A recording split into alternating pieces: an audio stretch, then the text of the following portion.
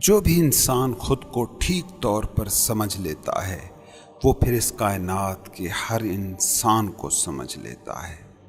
یہ بالکل ایسے ہی ہے کہ جیسے سمندر کا ایک قطرہ ہو جو خود کو جانتا ہو کہ وہ کیا ہے، اسے یہ بھی پتہ چل جاتا ہے کہ سمندر کے سارے قطرے کیا ہیں۔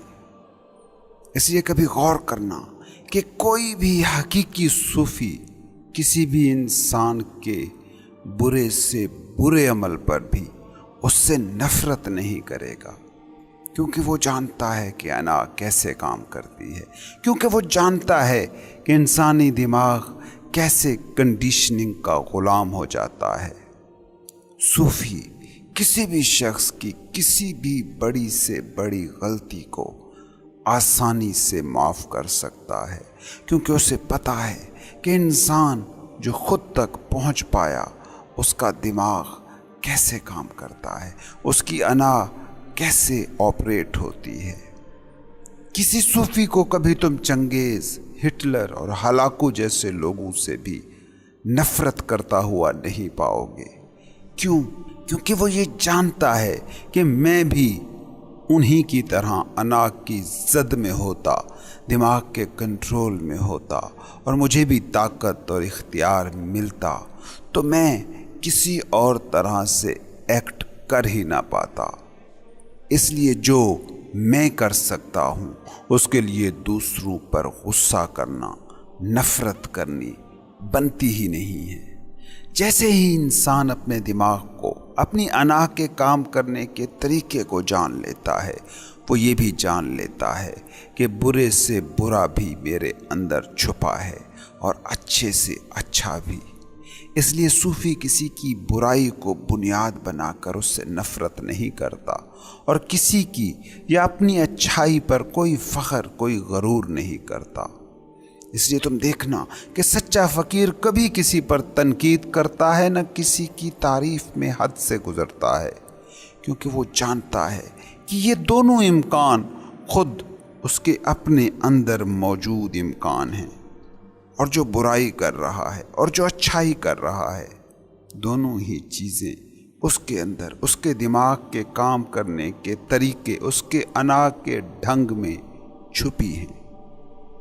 لیکن اس بات کو سمجھو کہ اپنے آپ کو جاننا، اپنے دماغ کے کام کرنے کے طریقوں کو سمجھ جانا، انا کے ہونے کے ڈھنگ کو پہچان جانا، یہ کوئی چھوٹا واقعہ نہیں ہے۔ اپنے آپ کو جان لینا قریب قریب پوری کائنات کو جان لینے جیسا ہے۔ من عرف نفسہ فقد عرف ربہ، اس کا یہی تو مطلب ہے۔ یہ کل زندگی کائنات ہے، اور اس کل زندگی کا ایک جزو آپ ہو۔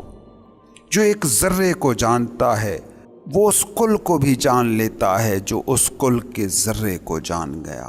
ذرہ بھی اپنی نیچر میں کل کی فزیکل اور کیمیکل پراپرٹیز رکھتا ہے، بالکل ویسے ہی جیسے پانی کا ایک قطرہ بھی اتنا ہی H2O ہے جتنا کل سمندر ہے۔ سمندر کا ایک قطرہ چکھ لینے سے جو یہ جان لیتا ہے کہ سمندر کا پانی نمکین ہے، اسے سمندر کے ایک ایک قطرے کو چکھنے کی ضرورت نہیں ہوتی یہ بتانے کے لیے کہ سمندر کا پانی نمکین ہوتا ہے۔ اس لیے صوفی ایک ہی بات کہتا ہے کہ خدا کو پانا ہے تو خود کو جان لو۔ خود کو جاننا ہی خدا کو جاننے کی پہلی اور آخری شرط ہے۔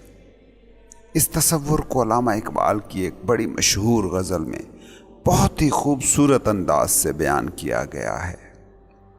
اپنے من میں ڈوب کر پا جا سراغ زندگی، تو اگر میرا نہیں بنتا نہ بن، اپنا تو بن۔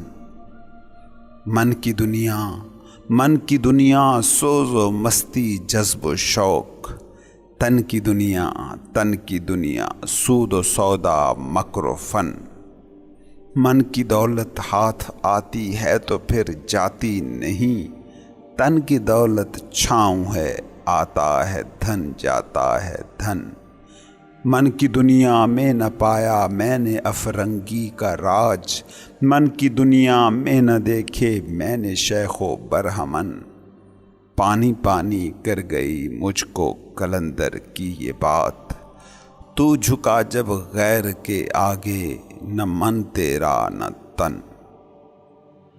اپنے من میں ڈوب کر پا جا سراغ زندگی، تو اگر میرا نہیں بنتا نہ بن، اپنا تو بن۔ زندگی کا سراغ چاہتے ہو، حقیقت کو پانا چاہتے ہو تو خود میں ڈوب جاؤ۔ خود میں ڈوب کر جب ابھرو گے تو حتمی صداقت تمہیں کھلی کتاب کی طرح ملے گی۔ زندگی کی حقیقت کو پانا ہے تو کسی کا ہونا لازمی نہیں، خود اپنا ہو جا، کیونکہ تو اپنا ہو گیا تو پھر تجھے یہ سوال ہی درپیش نہیں رہے گا کہ تو جھک رہا ہے۔ پھر تو دیکھ لے گا کہ سمندر قطروں سے ہی مل کر بنا ہے، اور سارے ہی قطروں میں اتنا ہی سمندر ہے جتنا خود تم میں ہے۔ پھر خود خدا سے الگ کوئی حقیقت نہیں ہے۔ صوفی کہتا ہے کہ لا موجود الا اللہ، کچھ موجود ہی نہیں ہے اس کائنات میں جو اللہ سے علاوہ ہے۔ شرک کیا ہے؟ شرک اللہ کے علاوہ کسی کے ہونے کا یقین کر لینے کا نام ہے۔ علامہ صاحب کی یہی غزل ہی اگلے شعر میں اس حقیقت کو یوں واضح کرتی ہے: من کی دنیا، من کی دنیا، سوز و مستی، جذب و شوق، تن کی دنیا، تن کی دنیا، سود و سودا، مکر و فن۔ تیری دنیا، تیرا ہونا، تیرا وجود ہی سب کچھ ہے، سب کچھ اسی میں ہی برپا ہو رہا ہے۔ سوز و مستی کے جذب و شوق یہ تیری ہی دنیا میں برپا حقیقتیں ہیں، لیکن اس بات کو سمجھ کہ جسم کی دنیا تیری دنیا نہیں ہے۔ جسم کی دنیا تو سراب ہے۔ کبھی مادی حقیقتوں کو غور سے دیکھنا، یہ تمہیں سیدھا سیدھا مکر و فریب لگیں گی۔ کسی بھی ایک چیز کو غور سے دیکھنا شروع کر دو، تمہیں پتہ لگ جائے گا کہ جیسی وہ چیز ہے ویسی نہیں رہی، اور سائنسی طور پر اس کو تجربہ کر کے تم دیکھ سکتے ہو۔ تمہاری آنکھ سامنے موجود درخت کو دیکھ رہی ہے، لیکن اگر تمہاری آنکھ پر الیکٹرون مائکروسکوپ جتنی طاقت کے عدسوں والی اینک لگا دی جائے تو وہ درخت تمہیں درخت نہیں لگے گا، بلکہ مالیکیولوں کا ایک رقص ہی باقی رہ جائے گا۔ یہ کیا حقیقت تھی کہ جو ایک اینک کے بدل جانے سے بدل گئی؟ اس بات کو سمجھو کہ جو باہر کی دنیا تمہیں حقیقت لگ رہی ہے وہ بھی باہر کی کوئی حقیقت نہیں ہے۔ جب تم اشارہ کر کے کسی چیز کی طرف کہتے ہو کہ وہ درخت ہے تو سائنٹیفکلی بھی تم غلط ہوتے ہو۔ وہ درخت جس کی طرف باہر اشارہ کر کے کہہ رہے ہو وہ باہر تم نہیں دیکھ رہے ہوتے ہو، بلکہ وہ بھی تم اپنی آنکھ کے اندر موجود ریٹینا پر، آنکھ کے عدسے پر الٹا امیج دیکھ رہے ہوتے ہو۔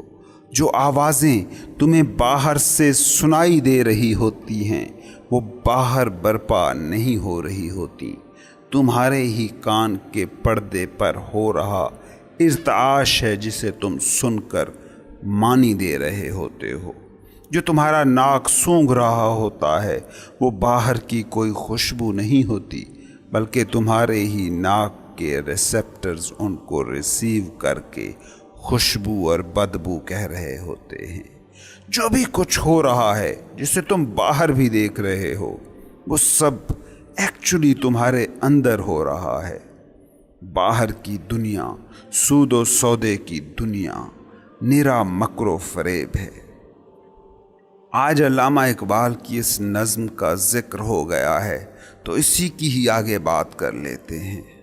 اگلے شعر میں علامہ صاحب کہتے ہیں: من کی دولت ہاتھ آتی ہے تو پھر جاتی نہیں، تن کی دولت چھاؤں ہے، آتا ہے دھن جاتا ہے دھن۔ کہ اگر تو نے اپنے آپ کو پا لیا ہے تو یہ ہے وہ دولت کہ جو پھر کبھی نہیں جا سکتی۔ کبھی کسی صوفی کو کسی حقیقی فقیر کو تم نہ دیکھوگے کہ جو عالم جذب و مستی میں ایک بار ڈوبا ہو اور پھر واپس آنے کی خواہش کی ہو۔ لیکن تمہاری دنیا کے، باہری دنیا کے کتنے ہی ایسے کامیاب لوگ تمہیں مل جائیں گے کہ جنہوں نے باہر سب کچھ پا لینے کے بعد سب تیاگ دیا۔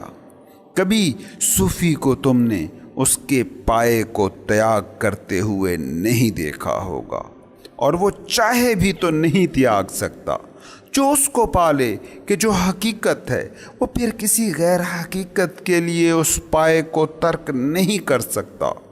یہ بالکل ایسے ہی ہے کہ ایک بچے کی ساری دنیا چند ٹافیاں ہوتی ہیں یا کچھ کھیل کھلونے، لیکن وہی بچہ جوان ہو جائے اور پھر انہی ٹافیوں اور کھیل کھلونوں کو اپنی دنیا بنانے کا سوچ بھی نہیں سکتا۔ جس کے ہاتھ من کی دولت آ گئی، وہ پھر اسے چھوڑ کر نہیں جاتی۔ وہ چاہے بھی تو اس دولت کو نہیں چھوڑ سکتا۔ اس دنیا میں جو بھی تم جانتے ہو وہ سب چھوڑا جا سکتا ہے، مگر حقیقت کو جان کر حقیقت کو چھوڑ دینا ناممکن ہے۔ اس لیے تو تمہاری دنیا کے کتنے ہی کامیاب لوگ اپنا سب تیاگ کر کے چھوڑ کے جنگلوں کو جاتے دیکھے گئے ہیں، مگر خود کو ڈھونڈنے میں، پانے میں کامیاب ہونے والوں کو کبھی کسی نے واپس شہروں کی طرف آتے نہیں دیکھا۔ وہ شہروں کی طرف آ بھی جائیں تو جنگل کو چھوڑتے نہیں ہیں۔ وہ جو پایا ہوتا ہے اس کو چھوڑتے نہیں ہیں۔